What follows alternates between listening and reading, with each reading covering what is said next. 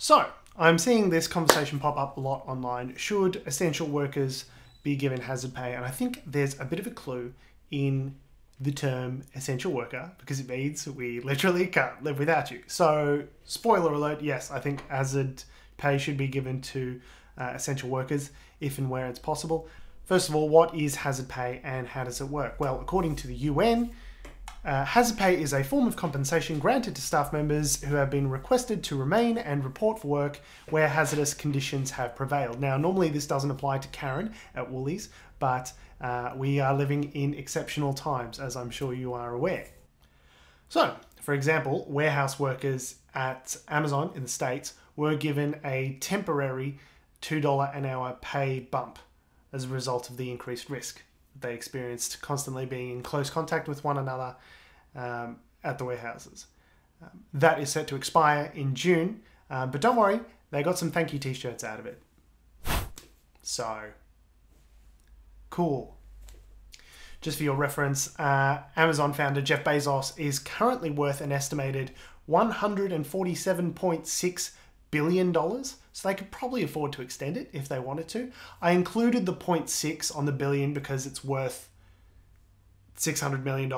So, and you know you're really rich when they have to estimate your worth. It's not just like, oh, George has got $2,000 in his bank account. It's like George is worth approximately $147.6 billion.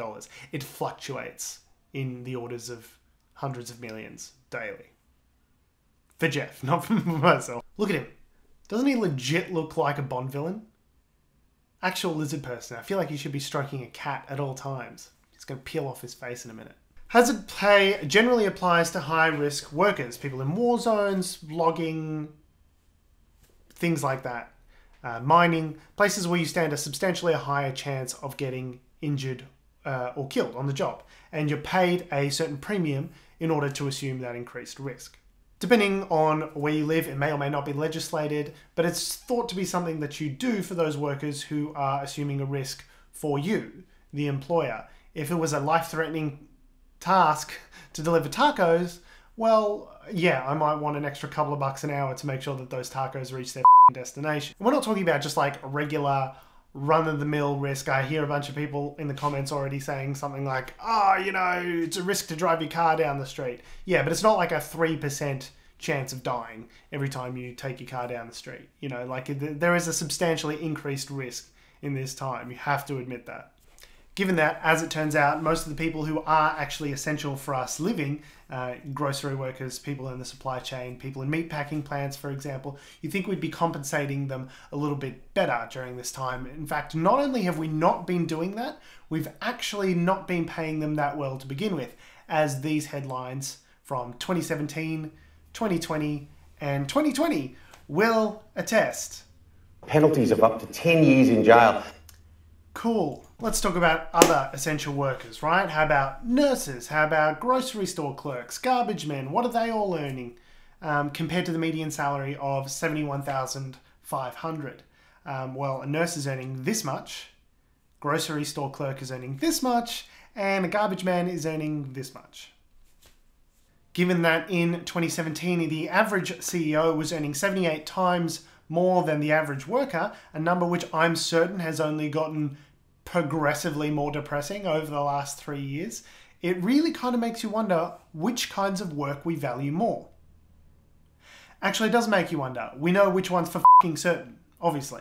So yeah, a nurse might literally save your life during the course of this pandemic with no protective gear or substandard equipment, working long hours, but I'm sure the CEO of NAB is working 78 times harder than her in order to lose billions of dollars worth of shareholder value in the last quarter. But don't worry, he'll still get a bonus. I've always found it baffling that the people who do all the actual work seem to be the ones that we value the least. When the garbage man comes to pick up the garbage, at least the garbage gets picked up. Something physical was changed in the world that made it better. If they didn't do their job, there'd be literal piles of shit lining the streets. But the CEO of NAB can lay off, in 2017, 6,000 workers in a year of record profits, 5.3 billion approximately, and he gets a pat on the back and a couple of extra bonuses. Thing is, if you're a knowledge worker, what is the actual product that's being created, right? You're sending emails, you're calling, you're sending people messages on Slack.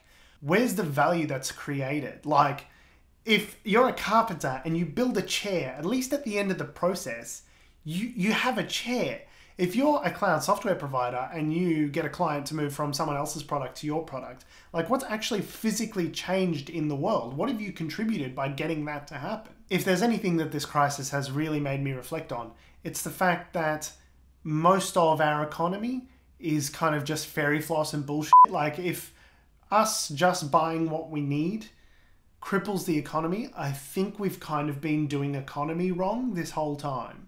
So yeah, in short, I believe if you are lucky enough to still have a job, number one, and number two, are still forced to go to a job where there is a non-zero chance that it might cost you your life in order to go and perform those services for the betterment of society at large, yeah, I reckon you probably do deserve an extra $2 an hour.